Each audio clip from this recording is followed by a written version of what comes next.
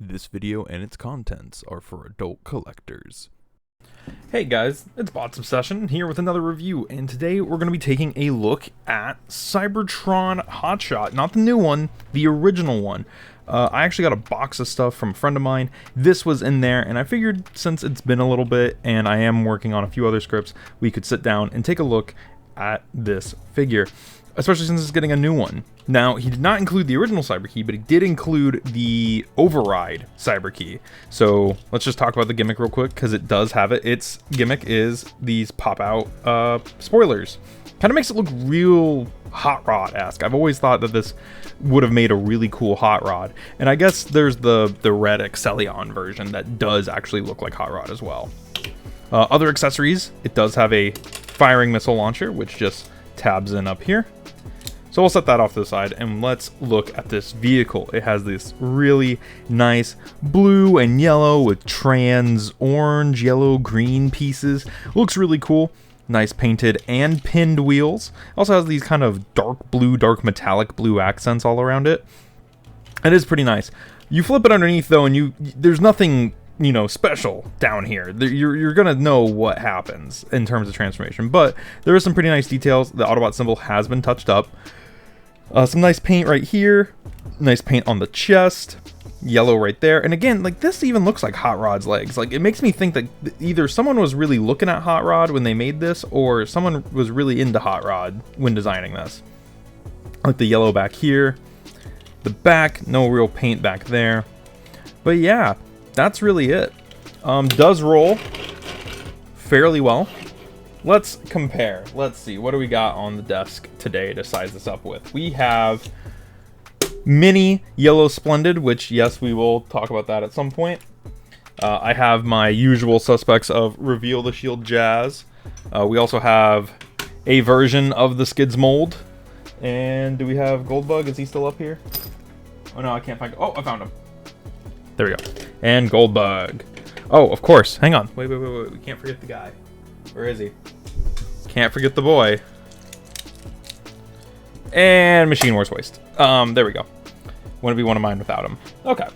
So it's a fairly large deluxe. Like, this is big. I'm just gonna say it's not like it's big, definitely bigger than a modern deluxe, but it's not quite like it's also bigger than a Generations deluxe. I don't know how well this sizes up with other stuff from Cybertron. Actually, wait, hold on.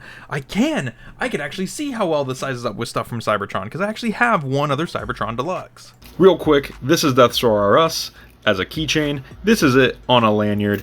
If you like this, if you want one, I'll have a link down in the description where you can go get one. My friend made them. They're her first charm keychain thing, her first non-sticker item, and it's really cool.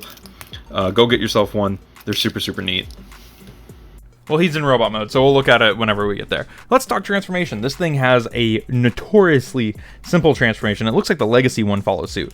So step one is just bringing these doors out, lifting this up, grabbing the spoiler part, bringing it down just a little bit, and then sliding it down. Rotating this 180. Bringing down the shoulders if we can. These are, whoa, those are really tight. I'm sure he's touched up these joints. And then coming down here and flipping out the feet. So, there we go. So, a really simple transformation, but you get a fairly good looking robot mode out of this. Let's tilt the camera up a little bit here. There we go. All right. So, looking at him, some sculpting on there. That looks pretty nice. I like the same translucent plastic used on the head there. His arms are a little short. That's always been something that I'm like, man, that's weird. But overall, I mean, there's nothing. I mean, he wears his vehicle. I mean, the vehicle turns into the robot. I really like how the front becomes the shoulders. I like the wheels on the biceps. That's kind of cool.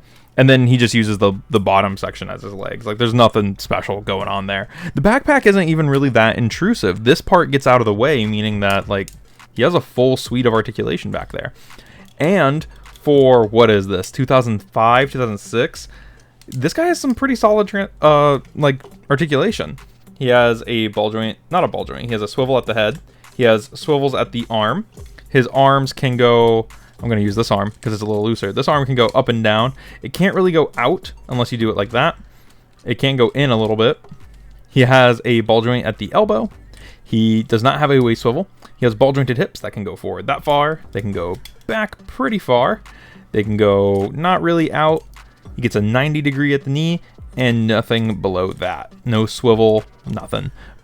But for 2005, 2006, this is pretty all right. This isn't bad. This is solid articulation on a figure like this.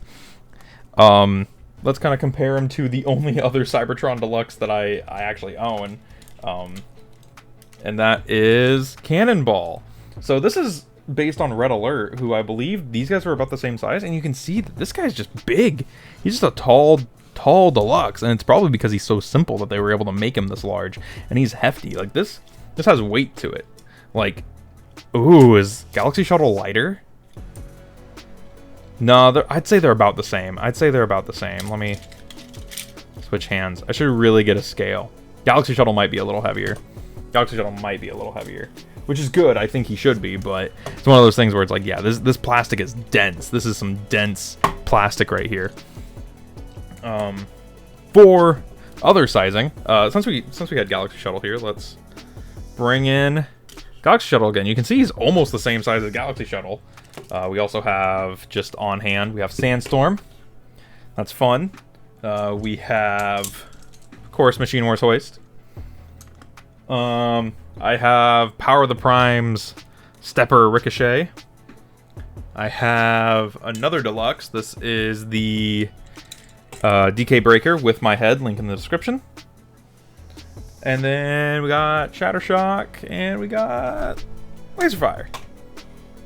So, fairly tall. I mean, like, this is a substantially tall figure.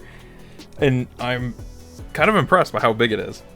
I initially went into this thinking, like, oh, is this going to need an update? Because the new one is so close to this. I mean, yeah, obviously it does need an update. It doesn't have, you know, the clearances aren't great, you know, because this bangs onto that.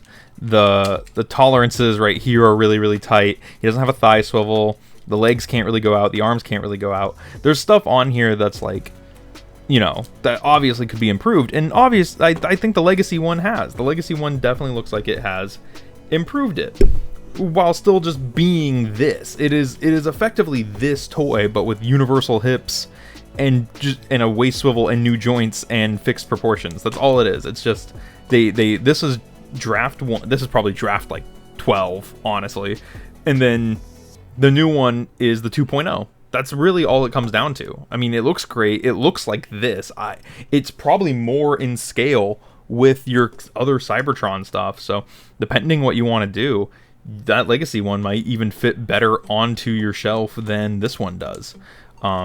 There are no other notable features of this figure besides the Cyber Key and the missile. And yes, he can hold it, though it does, you know, kind of hinder the arm articulation. But he can hold his blaster and look fairly comfortable doing so.